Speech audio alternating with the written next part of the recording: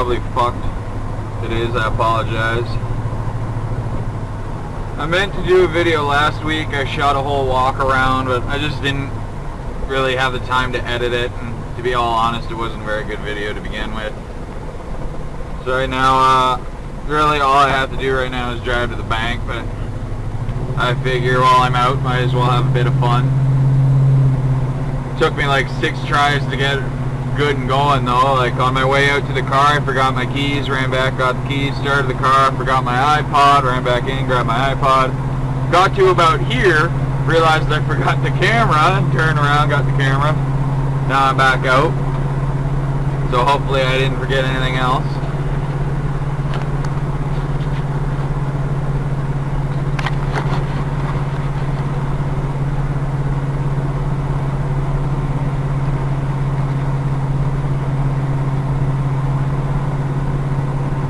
Yeah, I've just been watching a recent upload by Haggad Garage.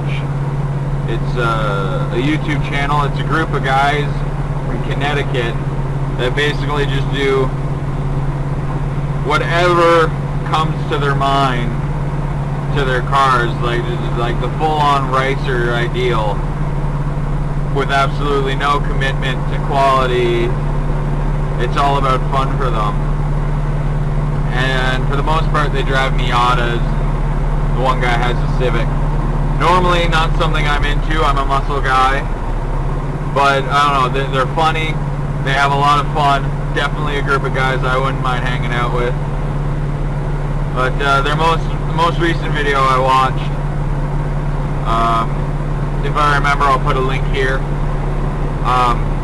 The guy took his little Miata, which he claims is like 70 horsepower, to a drift event, and he was actually doing really nicely. It looked really good.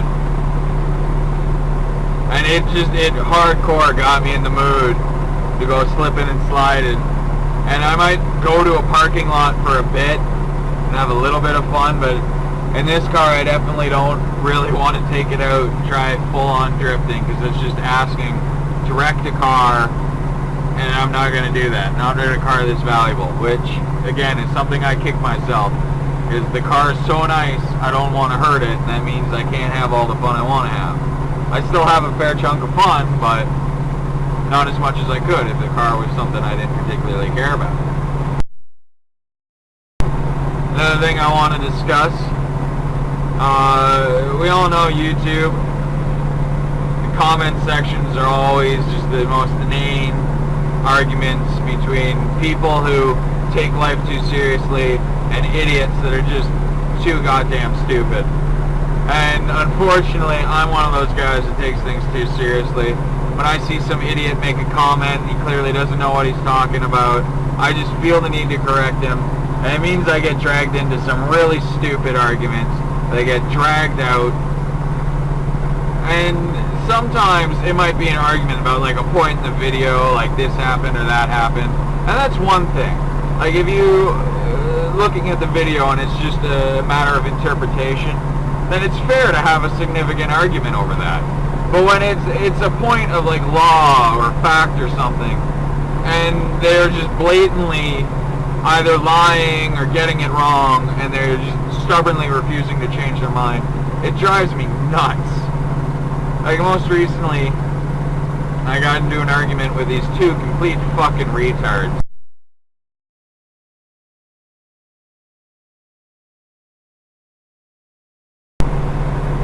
And a pedestrian runs out in front of your car unexpectedly, and you don't have enough time to stop, and you hit the pedestrian. Well, these two idiots are thinking that that is the car's fault automatically because it is a car hitting a pedestrian. Well, no, it is not. If a pedestrian causes a car accident, the pedestrian is not only criminally responsible, but civilly liable. And that doesn't even just include if a car hits a pedestrian that jumps in front of it. If a pedestrian runs out onto the street and a car swerves and gets into an accident with another car, the civilian will be responsible for that accident and will have to pay for both sides' damages. Now, it'd be one thing if you're like, car hits pedestrian, who's to blame? Most people would probably say car. But if you completely ignore the facts, well, obviously it's going to go to the car. This is like, well, if all you heard is that a car hit a pedestrian, you're going to think it's the car.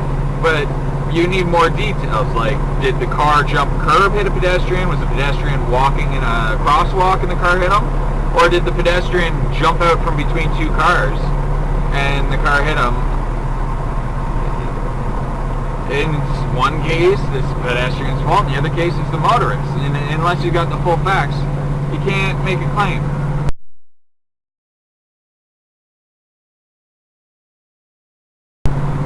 And another argument I've had time and time again is motorcyclists seem to think that because they are on a two-wheeled, no-walled vehicle, that they are automatically entitled to greater privileges on the road.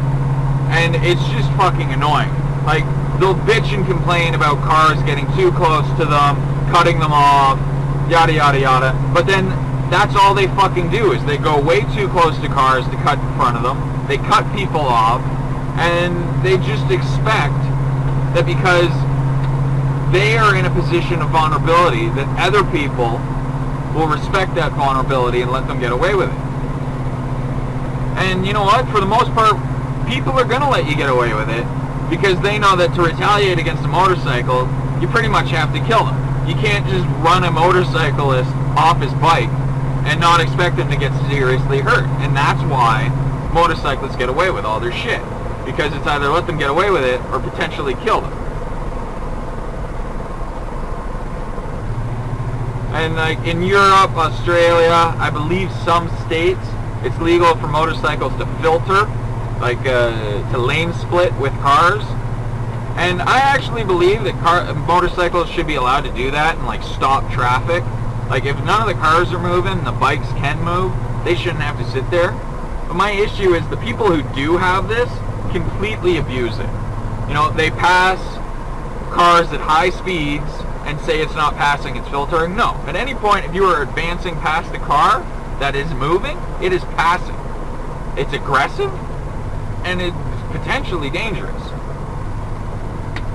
If a car is standing still and moving around it, that's not passing, it's not moving.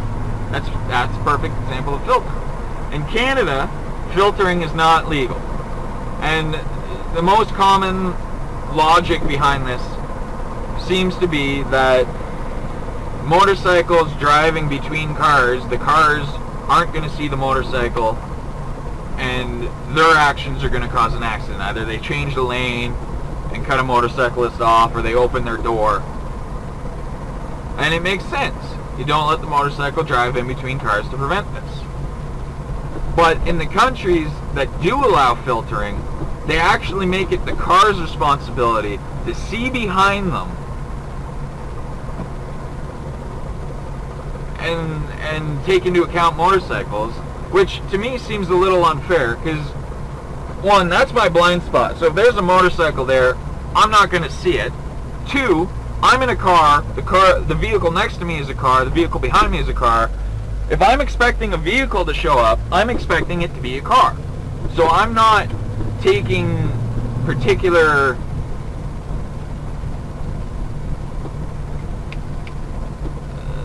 I'm not expecting a motorcycle, so I'm not taking the proper precautions to deal with a motorcycle being there.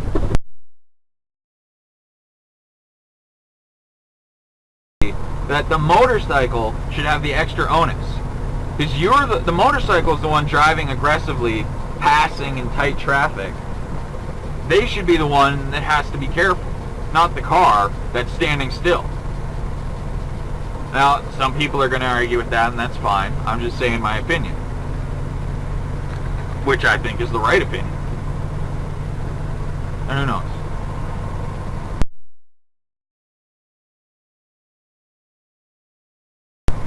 Alright, well that's my blurb for today. I'm sure my camera cut off some of it, so when I put it onto the actual video, I'll put type for what doesn't make it onto the camera. From here on in, I'll only turn the camera on if I'm going to do some fun stuff. So until then, have a good day, YouTube. Peace out.